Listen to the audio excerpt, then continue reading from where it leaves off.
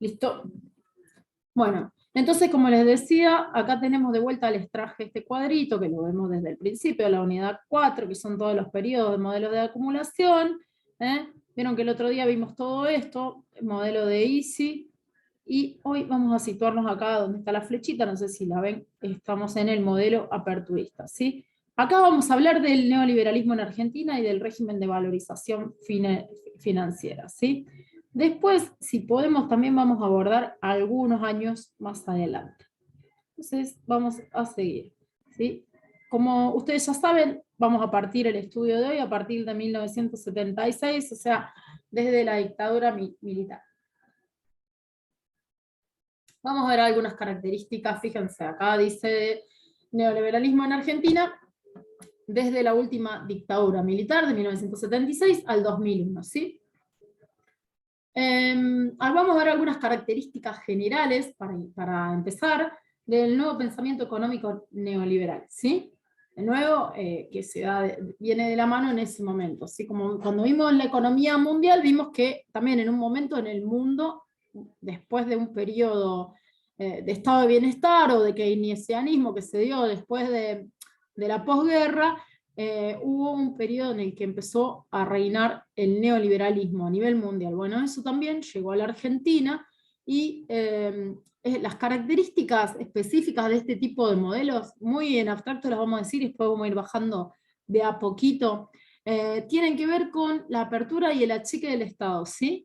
Acá en Argentina esa apertura se dio de la mano del gobierno militar del gobierno de facto de 1976. Y bueno, lo que vieron cuando nosotros hablamos de los economistas ortodoxos, bueno, ellos son los que afirman que el crecimiento de la economía viene de la mano de este tipo de políticas, ¿sí? Neoliberales, que van a otorgar una estabilidad monetaria y una reducción del déficit fiscal, ¿sí? Acá, ¿se acuerdan cuando nosotros veíamos las ICI, que veíamos algunas ICI que eran de carácter más proteccionista, o sea, cerrar las barreras, generar fábricas nacionales dentro de las barreras del país? Después vimos que en el desarrollismo se dio diferente, ¿sí? Pero igualmente se atraían capitales para que hubiera industria, aunque fueran capitales extranjeros. Bueno, acá los neoliberales dicen que la industrialización en general, de una u otra forma, de todas las formas que estudiamos ya en encuentros anteriores, promueve una excesiva injerencia del Estado. Y ellos lo que dicen es que, bueno, claramente a ellos no les interesa que el Estado tenga una injerencia tan fuerte, ¿sí? Entonces, bueno, acá lo que pusimos en esta filmina es que muchos autores contemplaron con nostalgia un posible retorno hacia la fase agroexportadora argentina, ¿sí? El primer modelo que nosotros estudiamos entre 1880 y 1930, porque, bueno, nada, atribuían a las mejores experiencias vividas por nuestro país a esos años, ¿sí? Del periodo más extractivista de los modelos económicos que transitó la Argentina. Pero bueno, seguimos con el neoliberalismo. Fíjense, acá también, si ustedes recuerdan a Lenin, que hablaba de capital financiero, fíjense, hay un nuevo capitalismo, más financiero y menos productivo, ¿sí? Se da paso de un capitalismo industrial a otro más financiero. Cuando abandonamos de los modelos de Easy y pasamos al aperturismo, pasa esto, ¿sí?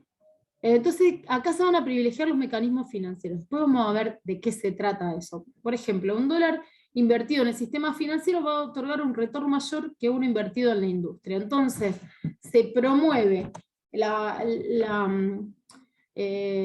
valorización financiera en contraposición del desarrollo, de aportar lo que las personas o las empresas obtienen a un proceso de industrialización, ¿sí?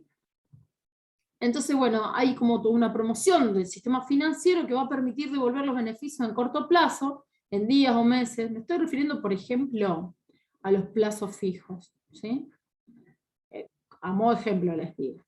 Entonces, bueno, si un capitalista tiene que invertir en una empresa en una fábrica para llevar adelante un proceso productivo, en la industria, bueno, tiene que dejar el dinero inmóvil en este proyecto por mucho tiempo. Acá lo que se promueve con el régimen de valorización financiera es distinto, es devolver beneficios a quienes aporten capital de un modo muy rápido, ¿sí?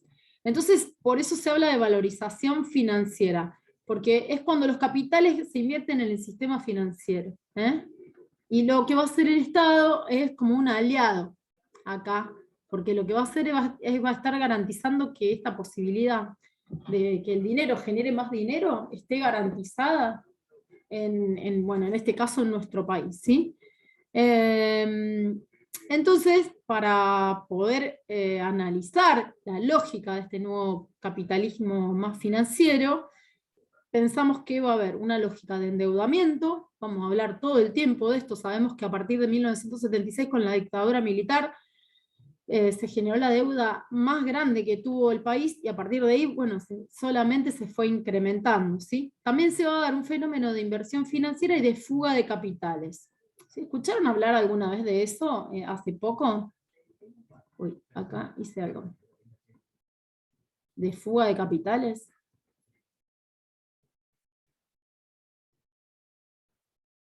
Sí, profe. Bueno, ahora vamos a explicar un poco más de eso, ¿sí? Acerca de eso. Pero hace poco se hablaba de eso, ¿sí? Sobre todo en el último gobierno, en el de Macri, que no lo vamos a analizar para Pero eso también, viste, se lleva el mundo por delante, no creía que no iba a pasar nada. No, pero vos sabés que creo... Me parece que Paula estaba hablando a otra gente. Bueno, las reformas neoliberales. A ver, ¿vos nos estabas hablando a todos o estabas hablando con otra persona, Paula? Sí. Ah, Sí, está razón. Perdón, hay mucho ruido, pensé que estabas hablando con otra persona. Sí, te escucho, te escuchamos.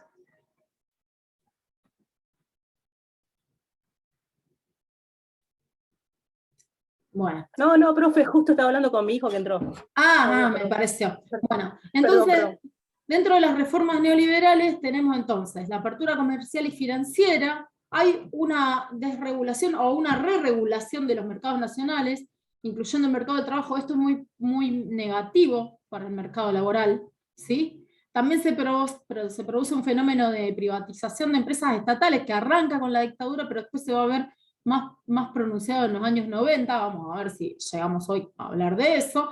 El ajuste fiscal, o sea, que se baja el gasto público, en la práctica hay menos prestaciones del Estado como salud y educación, ¿sí? Se deja de lado todas aquellas políticas que nosotros veíamos como importantes cuando analizábamos las políticas keynesianas. Acá se corren de lado y aparecen nuevas políticas, ¿sí? Acá, como yo les decía, a partir de 1976, con un golpe de Estado,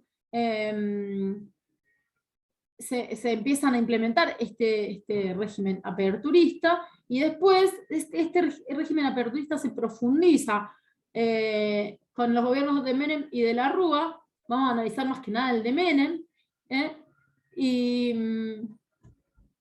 y bueno, y ahí vamos a llegar al final, ¿no? Fíjense, yo acá como título le puse modelo aperturista o modelo de régimen de valorización financiera, ¿sí? Acá, en este periodo, vamos a analizar, como yo les decía el otro día, ¿se acuerdan cuando hicimos la presentación de esta unidad? Que vamos a analizar la dictadura militar, que va desde 1976 al 83, y el periodo de gobierno de Alfonsín, que va desde el 83 al 89, ¿sí? ¿Por qué lo metemos a Alfonsín acá? No porque ideológicamente él tenga nada que ver con esto, pero sí porque las políticas económicas desarrolladas durante su gobierno siguieron esa misma línea, ¿sí? Después vamos a hablar de algunas cuestiones sociales también que me interesan. Ahora mismo, ya mismo vamos a hablar de algunas cuestiones sociales que me interesa dar relevancia en este caso.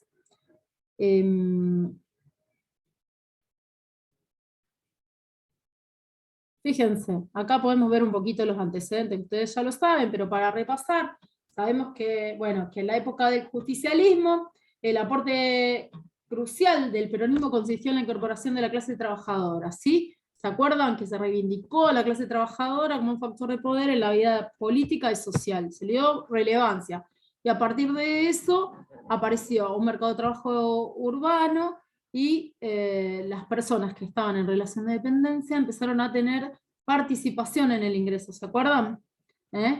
Esa participación de la masa obrera en el ingreso no se volvió a dar en ningún otro momento histórico de la Argentina.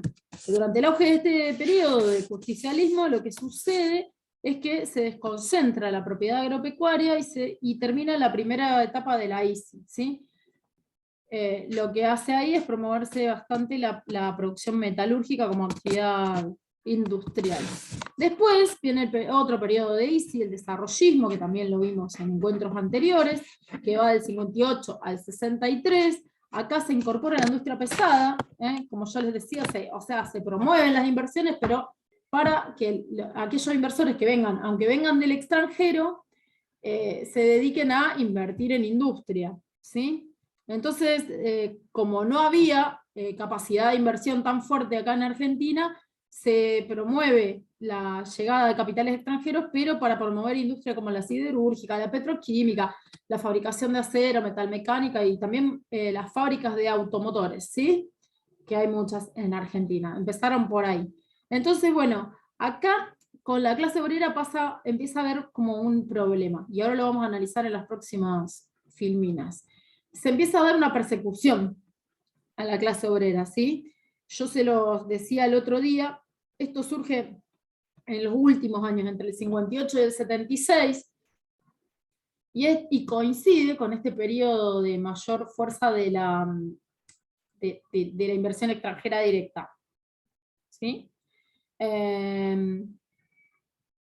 Acá hay que tener en cuenta las fábricas de auto, por ejemplo, y todos los regímenes fabriles, y los sindicatos, y la gente que empezaba como a movilizarse a partir de la participación laboral en esos espacios, ¿sí?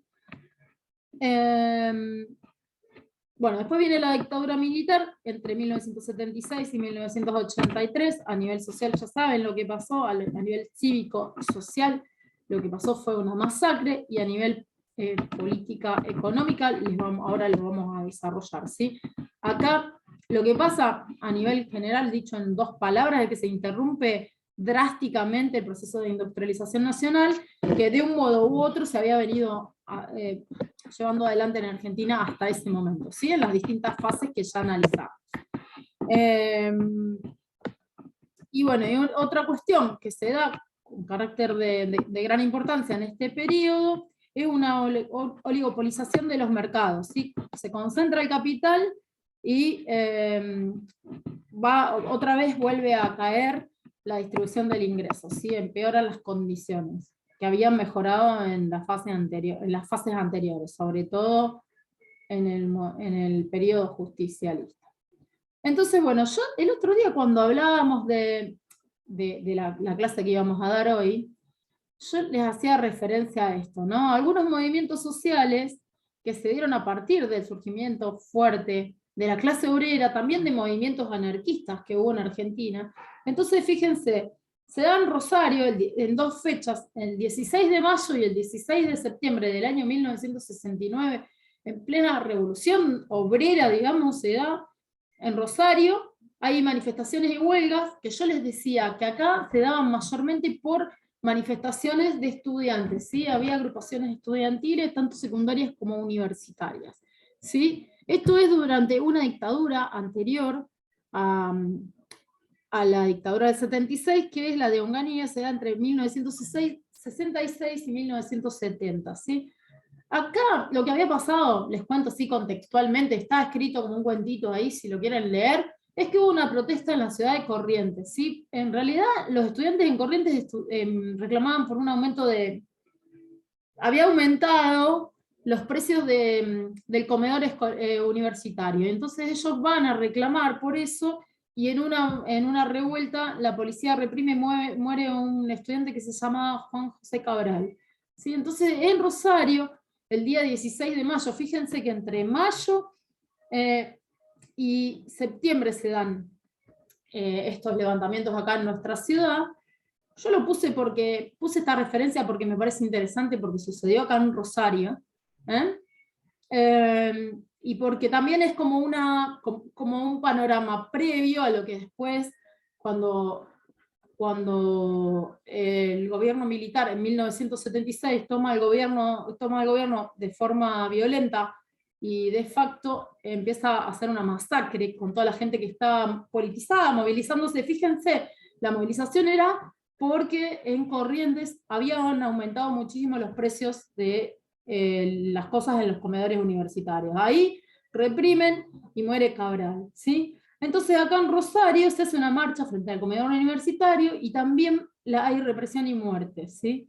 En este momento morían de a una las personas, ¿no? Como pasó a partir del 76. Acá en Rosario, en mayo del 69, muere Adolfo Bello, ¿sí? Después hay otra protesta, fíjense, el 21 de mayo, días después, también de estudiantes universitarios y secundarios que se juntan, en este caso con la CGTA, y se lleva adelante la toma del rectorado de la universidad. Otra vez la policía reprime, y en la puerta del ET8, que quedaba en calle Córdoba, entre Italia y España, si no me equivoco, ahí cerquita de la facultad, muere otro estudiante que se llama Luis Norberto Blanco, ¿sí? Después, en junio del 69, viene Onganía a Rosario en un acto por el Día de la Bandera, y la CGT, que sería la agrupación de trabajadores, lo declara persona non grata, ¿sí? Bueno, ahí empieza a haber como un periodo de que dos ciudades importantes del país estamos en la mira. Una es Rosario y la otra es Córdoba. Y entonces imponen el toque de queda, que quiere decir que, bueno, es como cuando estábamos en la pandemia, ¿se acuerdan? Dicen no se puede salir a determinada hora y hay un toque de queda y la gente se tiene que quedar de tal hora a tal otra hora adentro de las casas, ¿sí? Es una medida que se establece no solo en Rosario, sino también en Córdoba, que, fíjense, acá, dentro del marco de los movimientos sociales, se da también un movimiento fuerte en Córdoba. ¿Cuál es la característica? También dentro de las manifestaciones de huelgas que se dieron durante la dictadura de Onganía, ¿sí? Pero bueno, acá el movimiento no es solo estudiantil. Fíjense que nosotros acá los movimientos son netamente estudiantiles acompañados por la CGT, ¿sí? Acá en Córdoba hay muchas fábricas, entonces, y también Córdoba es llamada la docta, ¿sí? Como una provincia donde surgieron las primeras universidades. Entonces, es muy fuerte la movilización de gente en Córdoba. El movimiento se compone por estudiantes y obreros, ¿sí? Ya que, bueno, también había como una CGT fuerte ahí, ¿sí? A un personaje importante, se llama Agustín Tosco, y ellos lo que hacen es lo mismo que acá, repudian los asesinatos que se habían ido registrando en la dictadura de Onganía, se realiza un homenaje a las víctimas, y ahí lo que van a hacer ellos en Córdoba es solicitar paritarias para un aumento general de salarios, defensa de las fuerzas de trabajo y establecimiento de libertades democráticas y sindicales. Está mucho más enfocado en reclamos de índole referente a los reclamos que hacen los trabajadores, ¿sí? Lo que hace el gobierno de Onganía es responder a estos reclamos con represión, ¿sí? Entonces, bueno, pasamos a la dictadura cívico-militar de 1976, se da entre 1976 y 1983, donde recién vuelve la democracia, ¿sí? Sabemos que el hecho fundacional de la última dictadura es la redistribución del ingreso, que se devalúan los salarios. Fíjense, hay una devaluación de un 80% en 3 meses, ¿eh? Se congelan los salarios y bajan en un 80%. También se liberan los precios, se disuelve la CGT, que era la Confederación General de Trabajadores, o sea, todo lo que es los derechos a los sindicatos, el derecho a huelga, las negociaciones paritarias se anulan todas porque es un gobierno de facto que decide sobre las personas y sobre los derechos de la persona. Y bueno, después otra cuestión que sucede, que ustedes ya la saben, vamos a hablar un poquito apenas de eso, pero es lo más grave que pasó en este periodo, es la represión, los asesinatos y las desapariciones, que, como yo les decía contextualmente, en la previa empezaron con asesinar estudiantes en ciudades como Corrientes o Rosario, y asesinar a trabajadores en ciudades como Córdoba. ¿Qué pasa? Bueno, ahora empieza la represión directa, que ustedes ya saben la masacre que ocasionó en nuestro país. A nivel económico, se dan estos dos fenómenos: apertura externa comercial, porque se quita impuestos a las importaciones y exportaciones, y también se quitan medidas de regulación del comercio. Eso por un lado. Y hay una apertura externa financiera también, y esto es muy importante, porque a partir de la apertura externa financiera se permite la entrada y salida de capitales especulativos, ¿sí? Y acá es donde el Estado tiene gran injerencia. Aunque no controla mucho, tiene mucha injerencia, porque es quien permite eso. Bueno, a este periodo de la dictadura cívico-militar se la llamó Proceso de Reorganización Nacional. Esto es el nombre que le ponen los propios militares. Nosotros le llamamos dictadura. Bueno, ellos son militares golpistas que toman el poder por la fuerza, como yo les decía, y bueno, y empieza a haber como una debacle real en lo político, en lo social, en lo cultural, en lo económico en nuestro país, pero así, una debacle, o sea, y bueno, pérdida de toda una generación a partir de la represión y la muerte que ellos ocasionaron. Muy terrible. Bueno, entonces los primeros que asumen el gobierno son Videla, Macera y Agosti, ¿sí? Acá, a nivel internacional, ellos lo que o sea, vimos que a nivel internacional regía el neoliberalismo, ¿sí? Y había una globalización financiera. No solo ocurre en Argentina, sino que, bueno, es la moda a nivel mundial. Entonces, ellos empiezan a elaborar marcos normativos, o no, porque como son un gobierno de facto, en algunos momentos crean leyes y en otros aplican arbitrariedades, ¿sí? Pero bueno, empiezan de algún modo desde del lugar que ellos usurpan, que es el poder ejecutivo, bueno, el legislativo y el judicial también, porque anulan el poder judicial, y el poder legislativo, como ya les decía, algunas leyes que a ellos les convienen las sancionan en este periodo y otras no, pero aplican leyes arbitrarias, ¿sí? E ilegales. Entonces, bueno, comienzan con reformas estructurales que a ellos les resulta necesario para implementar el neoliberalismo acá, ¿sí? Entonces, bueno, una de sus políticas esenciales, como ya todo el mundo sabe, es la represión y el genocidio, que dejó como un saldo de 30.000 desaparecidos, pero a la vez hay una gran participación de civiles. El objetivo principal de este régimen es cambiar la matriz de acumulación, o sea, del eje productivo al eje financiero, como yo les decía antes. Ya dejamos de pensar en la industrialización y pensamos en la valorización financiera, ¿sí? O sea, hay como una idea especulativa que es la rectora ahora y que va a reemplazar a la idea de producir, ¿sí? Entonces, bueno, tampoco se preocupan por la demanda. Esto yo estoy más hablando, poniendo el foco en cuestiones de índole económica. Ya no se van a preocupar por la demanda, porque a ellos les parece que en este circuito de acumulación no es necesaria la producción, ¿sí? Entonces tampoco les importan los sueldos, porque para ellos los sueldos son un costo más. Entonces, bueno, por eso tampoco hay, los sueldos caen en un 80%, como yo les decía antes, y no hay no se tiene muy en cuenta la posición de los obreros, los trabajadores, por cierto, son una fase de la población más arrasada por las muertes y las desapariciones, ¿sí? Bueno, y después otra cuestión que le resulta esencial como característica a este modelo para poder implantarse en nuestro país, que arranca ahí y sigue por bastantes años más, por décadas diría yo, es la libre circulación de mercaderías y capitales, ¿sí? Entonces, cualquier otra cosa que impida esta libre circulación para ellos es considerada intervencionista y negativa. Bueno, el primer ministro de Economía de la dictadura fue Martínez de Oz. ¿Les suena? ¿Lo escucharon nombrar alguna vez? Bueno, en este momento la economía, entonces enfocada en esto de la revalorización o de la valorización financiera, ya no, deja de lado todo lo demás, ¿sí? Se aplica el principio de subsidiariedad del Estado en materia económica y social. El Estado queda a un costado, ¿sí? Ese sería el rol del Estado. Y se pone el foco en la concentración y centralización del capital, ¿sí? Se eliminan por completo las empresas que no producen mucho, las que tienen menor productividad, y hay un proceso fuerte de desindustrialización, como yo les decía antes.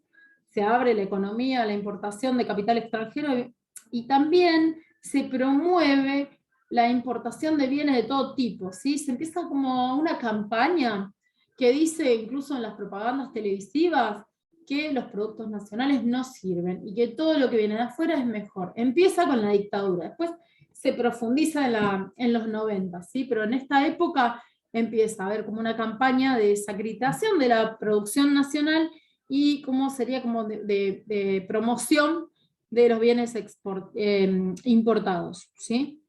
También como para ir como penetrando esa idea en la sociedad, ¿sí?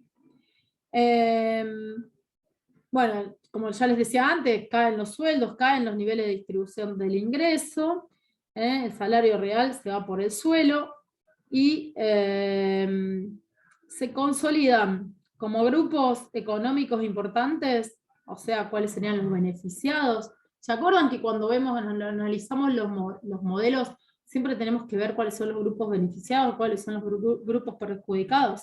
Bueno, claramente acá ya sabemos quiénes son los perjudicados. Los beneficiados son aquellos grupos económicos que tienen capitales para poner en este régimen financiero, ¿sí? Por un lado, grupos económicos de capitales argentinos, que son las siderúrgicas y las petroleras, que ya habían arrancado en el último periodo de promoción industrial, ¿sí? En el desarrollismo, como por ejemplo Techin y Asindar, pero estas empresas solas no, sino que a su vez ellos se asocian con capitales extranjeros, ¿sí? Otro grupo beneficiado en ese momento es el grupo Macri, por ejemplo. Les cuento esto porque, bueno, a Macri por ahí lo conocieron y lo recuerdan. Él, en esa época, este grupo, el grupo de la familia Macri, adquiere la filial de la fábrica de autos Fiat en Argentina, ¿sí? En la época de la dictadura. En ese momento, los italianos estaban ya instalados acá, y cuando viene todo un proceso de violencia política y de vulneración de derechos, además se produce un estancamiento macroeconómico, y entonces los italianos de la Fiat dicen nos vamos, y le venden al grupo Macri la filial en Argentina, ¿sí? Esto es como un dato de color, pero justo ocurre en ese momento. Otras cuestiones o características que podemos observar, a ver si no me estoy yendo para cualquier lado, durante este periodo, desde el punto de vista económico, es la reducción de aranceles a la importación, como yo les decía antes, un rol del Estado no intervencionista, ¿sí? El Estado va a estar al costadito y no va a intervenir en la competencia entre productos nacionales y extranjeros, pero de algún modo va a promover la importación más que la producción de bienes locales, ¿sí? Ya no va a haber subsidios para nada, y especialmente, bueno, también se va a ningunear, a correr a un costado todo lo que es la industria. Entonces se eliminan subsidios y créditos también a la industria. Hay una reforma financiera inductora de un sustancial crecimiento en la tasa de interés real, ¿sí? Se cercenan las principales conquistas laborales. Esto, vieron que yo les decía que ya no existe más el derecho a huelga, que no existen más los derechos laborales, ¿sí? Se anulan todas las leyes laborales. Como es un gobierno de facto, decide cosas sobre los derechos de las personas, y en este caso afecta a los derechos laborales, que también es como un grupo social de los más castigados por la desaparición y muerte dentro del contexto sociopolítico de la dictadura, ¿sí? Se intervienen las organizaciones sindicales, se reprime cualquier protesta social, que también trajo aparejado, ustedes ya saben, el secuestro, la tortura y la desaparición de trabajadores, también de estudiantes, como yo les decía antes, y de todos los ciudadanos argentinos. Fíjense que disminuye también la tasa anual de crecimiento del PBI, En el sector agro hay poco crecimiento, en el sector industrial nada, hay desindustrialización y reducción del producto. También acá se incrementa un poquito el sector terciario, o sea, los servicios, transporte y los servicios financieros. ¿Por qué? Porque se promueve otra cosa en este modelo. Y la sociedad rural argentina y las empresas financieras brindan apoyo explícito a la dictadura militar. Disminuye la mano de obra en sectores de agroindustria porque no están promovidos esos dos sectores en este contexto, y se incrementan los sectores terciario y el sector de la construcción. Bueno, esto también siguen las políticas de levantamiento de barreras aduaneras en materia comercial, o sea, no hay más barreras aduaneras para importaciones y exportaciones, los bienes que se producen acá compiten de igual a igual con los bienes que vienen de afuera, y bueno, ya le queda a la Argentina menor margen de competencia, y de producción, como ya veíamos antes, porque no está fomentada la producción local. Se contrae la demanda porque la gente no tiene, hay una caída grande de los salarios o la gente va perdiendo sus trabajos. Bueno, en lo que es la represión, trae como consecuencia que muchas empresas también empiezan a aprovechar ese rol represivo y también vulneran los derechos de los obreros dentro del marco de lo que es un empresario respecto a sus obreros, ¿sí? Entonces hay como, se pone como de moda también despedir a los trabajadores o tomarse atribuciones o sea, ilegales. ¿Se acuerdan cuando jugábamos en la clase de hacíamos un práctico, qué podían hacer los empresarios? Bueno, acá lo hacen, como un poco se borran todas las leyes y los marcos jurídicos, porque hay un gobierno de facto que no respeta nada. Algunos empresarios medio macabros aprovechan y, por ejemplo, extienden las jornadas laborales, o les dan mayor intensidad, o sea, se aprovechan de los empleados, si no los echan. Bueno, y empieza a ser como la estrella de este modelo, la especulación monetaria, ¿sí?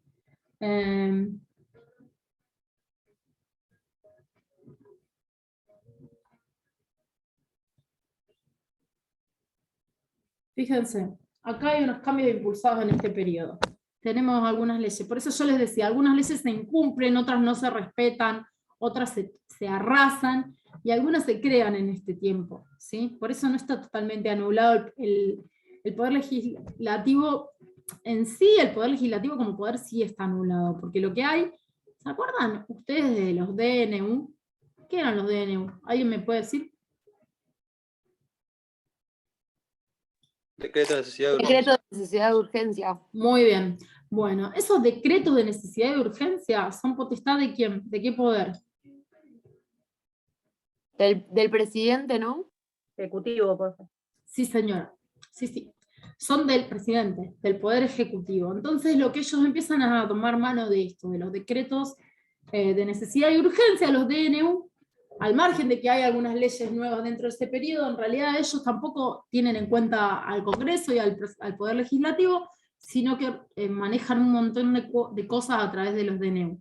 Pero bueno, dentro del marco de lo que es ley, está la ley 21.495, que es de descentralización de los depósitos. Ahora vamos a enfocar de vuelta un poquito en lo económico. Esa ley lo que autoriza a los bancos es a disponer de los depósitos a cuenta de ellos sobre base de garantías de depósitos. Hay otra ley, que es la Ley de Entidades Financieras 21.526, que ustedes las van a estudiar después, que determina un nuevo régimen con preponderancia del sector privado, ¿sí? Acá el Banco Central pierde muchas de sus funciones de dirección en la economía financiera, reservándose solo para el Estado la superintendencia, ¿sí? Se permite remesas de utilidades al exterior. ¿Se acuerdan qué es eso? Que una empresa extranjera se instala acá, produce, gana sus beneficios y después lo que gana lo manda para afuera, para sus casas centrales, ¿sí? Se extranjeriza la banca privada, y acá también, o sea, si la banca es privada, responde a intereses extranjeros, ¿sí? Esto ya lo habíamos visto. Hay una alianza, acá fuerte, una fuerte alianza entre el estamento militar y el segmento más concentrado de la burguesía nacional, ¿sí? Ahí está la burguesía nacional, que ya habíamos dicho, que son también industriales de la industria pesada, y empresas transnacionales, ¿sí? Que son mayoritariamente aquellas empresas que se dedican a la siderurgia y al petróleo.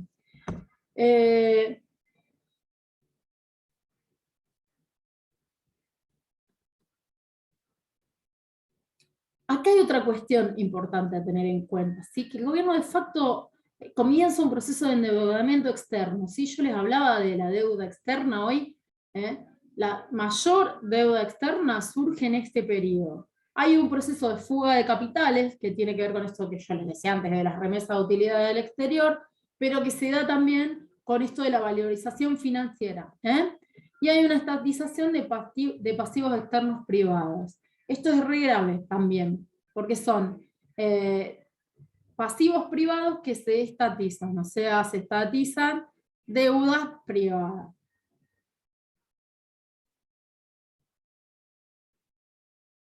Acá vamos a hablar un poco del régimen de valorización financiera, ¿sí? Este régimen de valorización financiera tiene que ver con la deuda externa, como yo les decía antes, ¿sí? Lo que se hace es como, o sea, sectores privados contraen deuda, ¿sí? Y después los colocan en activos financieros del mercado interno, por ejemplo, en títulos, en bonos, en plazos fijos, ¿sí? Lo que hacen es ponerlos en la banca, acá, en Argentina. El objetivo de ellos es que esa plata que ponen en esos en títulos, bonos o depósitos, plazos fijos, se reproduzca, ¿sí? Como dinero en sí mismo, o sea, como que crezca dentro de lo que es el sistema financiero. Entonces, eso sería valorizarlos. Y después, fugarlos al exterior, que ustedes lo habrán escuchado, que lo vimos ya hace un ratito, como fuga de capitales, ¿sí? Esto se pudo dar debido a un diferencial positivo entre la tasa de interés interna y la internacional. Eso por un lado. Entonces, bueno, se da este proceso de fuga de capitales que tiene que ver con el endeudamiento externo, ¿sí? Ya que, bueno, la gente lo que hace en este momento es poner la plata en el banco para que esa plata le dé una renta financiera, ¿sí? O sea, esto de que el dinero crea más dinero. Bueno, y esa tasa de interés interna, o sea, la que se colocaba el dinero, era sistemáticamente superior al costo del endeudamiento en el mercado internacional, ¿sí? Había como un desfasaje ahí que favorecía a que los capitales extranjeros vinieran a la banca en Argentina y que provocaron ese desarrollo, ¿no? Esa valorización y luego la fuga de esos capitales.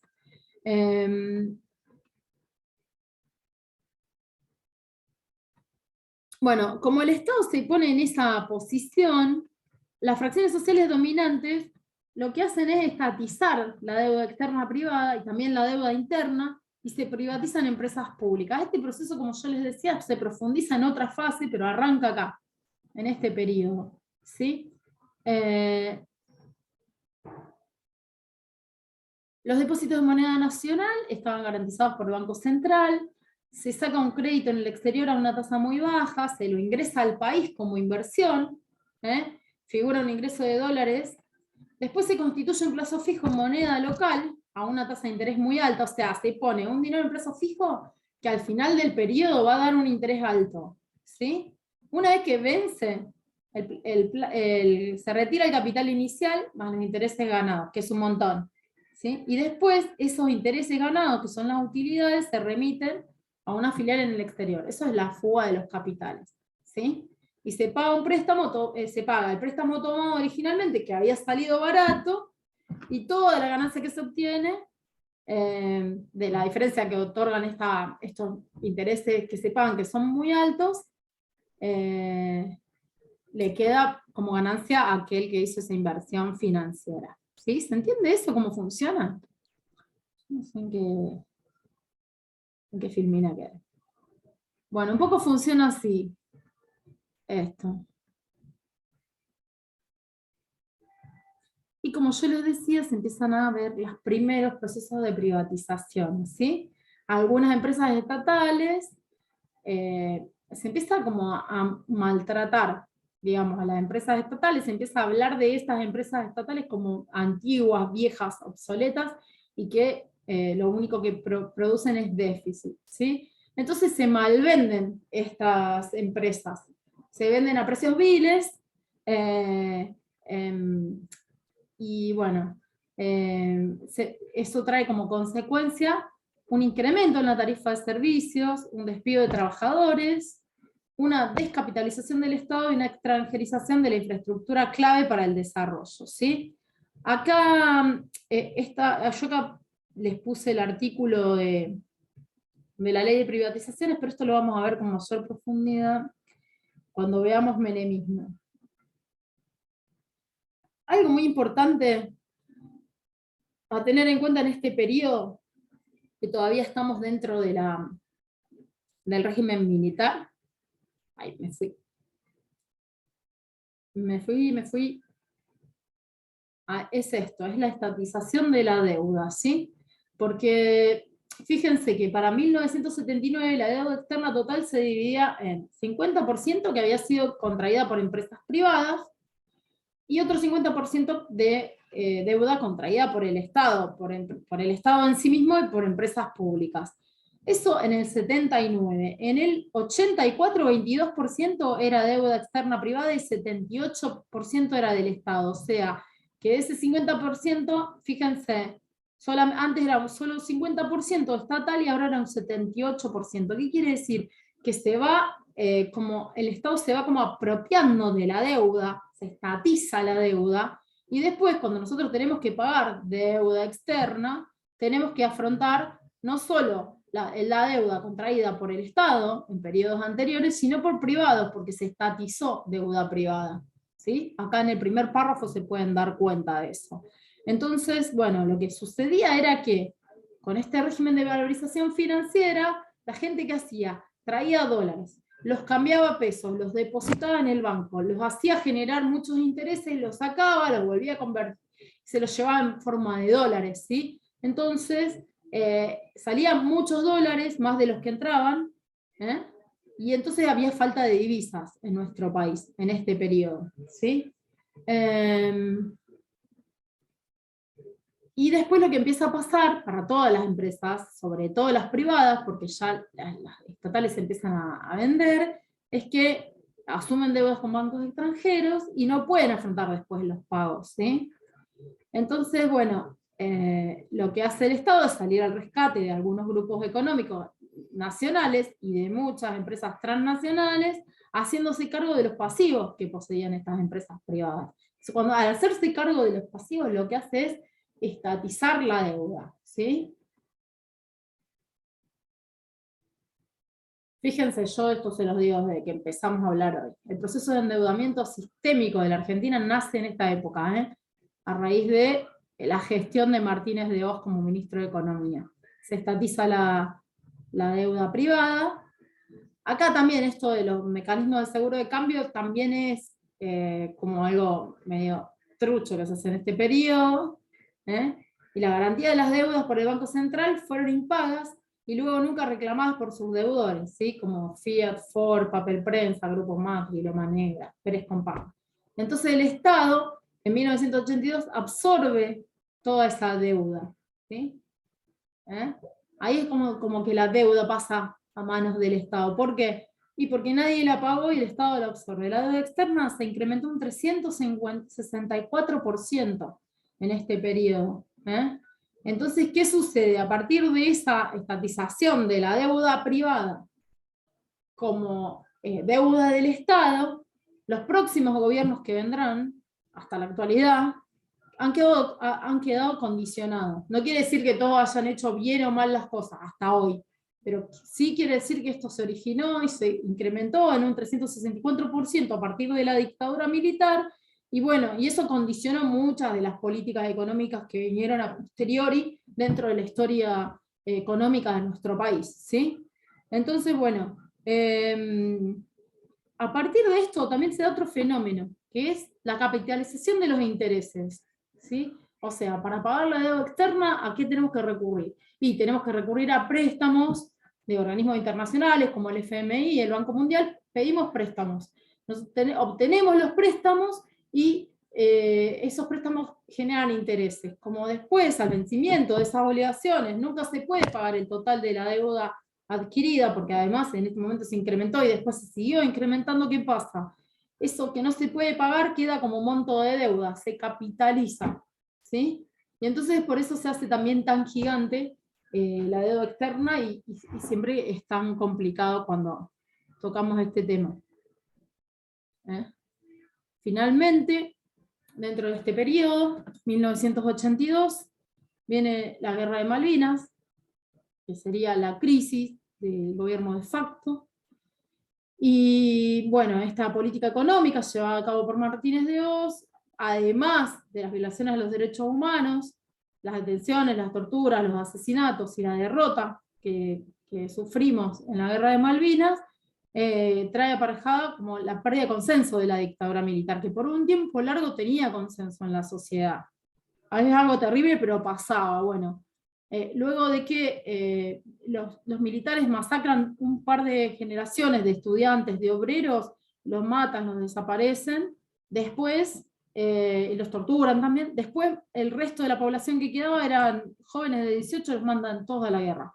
Matan un montón de gente de otras facciones sociales, de otra edad también, pero bueno, antes se la habían agarrado con los estudiantes que tal vez tenían la misma edad que los soldados.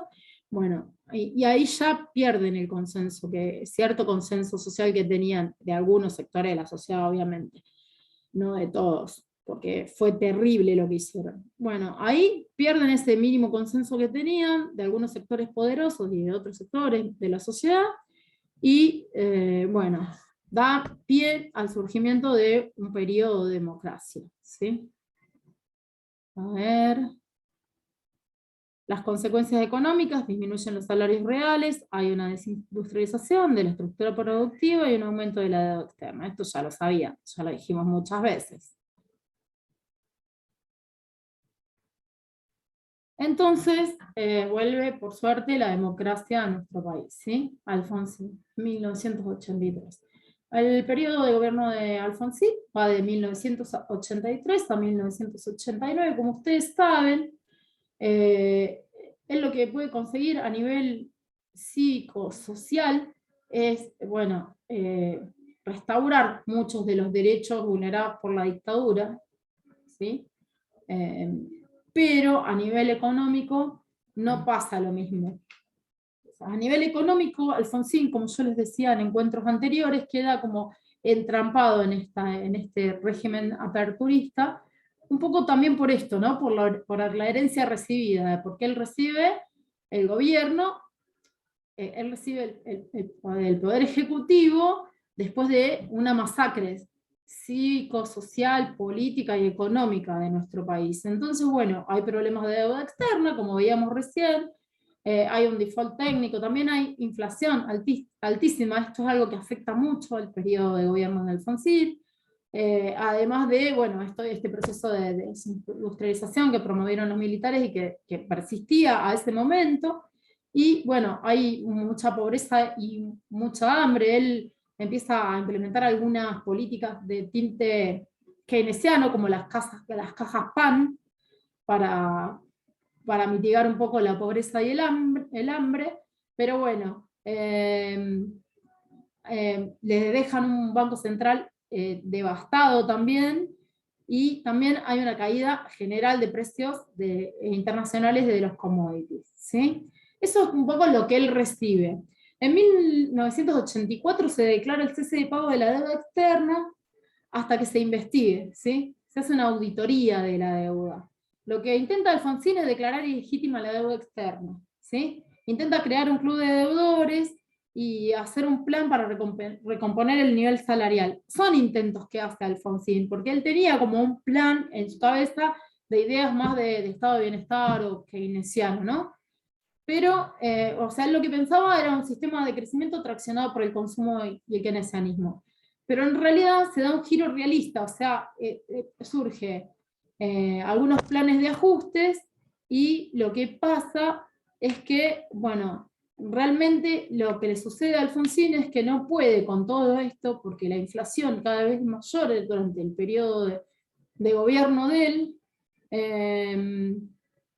Hay un default, un plan primavera, y hay un periodo de hiperinflación. Ahora vamos a ver un poquito más. Hay falta de reserva para afrontar las demandas de divisas, y hay inflación cambiaria, ¿sí?